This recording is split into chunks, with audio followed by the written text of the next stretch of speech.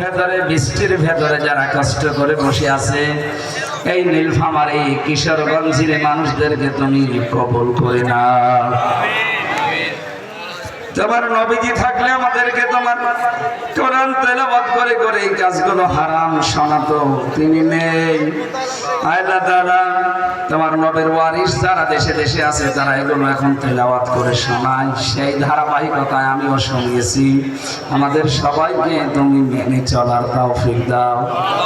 আগুনে পুড়িয়ে ফেললে টুকরা টুকরা করলেও যেন শিরিক না করি, সেরকম ঈমান পরিবেশ আমাদের অনুকূলে এনে দাও। শিরিক মুক্ত জীবন গঠন করার একটা জায়গা আমাদের দেশে দান করো। শিরিক যেন রাষ্ট্রীয়ভাবে নিষিদ্ধ হয়ে যায়, তাদের হাতে ক্ষমতা দিয়ে দাও।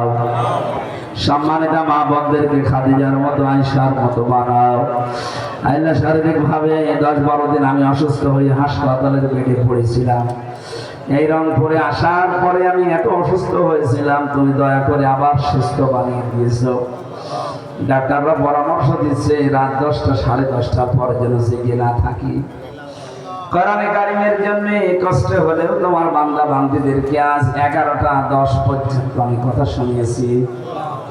আল্লাহ তাআলা যতটুকু আমার ঈমান থেকে বলেছি আমি যেন মানতে পারি, সবাইকে মানার তৌফিক দাও।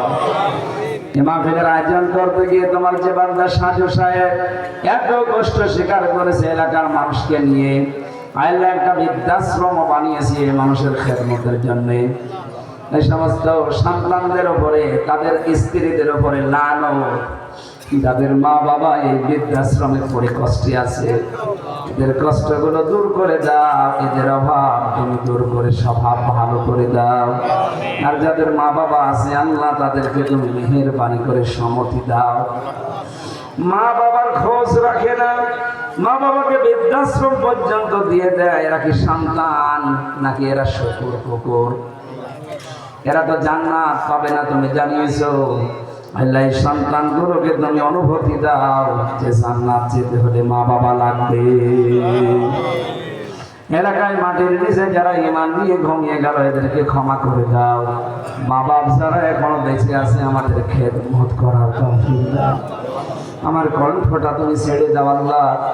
3টা বছর জেলে থাকা অবস্থায় কি খেয়েছি না খেয়েছি তুমি দেখেছো। আমার শরীরটা অসুস্থ হয়ে পড়েছে, আর স্বাভাবিক হচ্ছে না।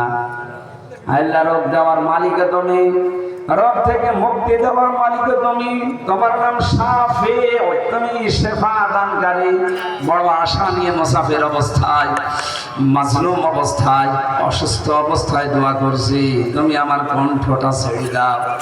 আমার শরীরের রোগগুলো দূর করে তুমি আমাকে আগের অবস্থায় ফিরিয়ে দাও। বারাকাল্লাহু লানা ওয়া লাকুম ফিল কোরআনিল আযীম। আলহামদুলিল্লাহি রাব্বিল আলামিন। মরণ আসলেই যেন বলতে পারি লা ইলাহা ইল্লাল্লাহ মুহাম্মাদুর রাসূলুল্লাহ। আসসালামু আলাইকুম। গাড়িতে আছে, বইটা নিয়ে যান, কাজে লাগবে। মেয়েদের জন্য, পুরুষের জন্য দুইটাই আছে, দুইটা নিয়ে যান। 150 টাকা করে মনে হয় নেয়। আপনাদের সময় সুযোগ থাকবে। সম্মানিত তাওহীদি জনতা, আসছে আগামী 2 নভেম্বর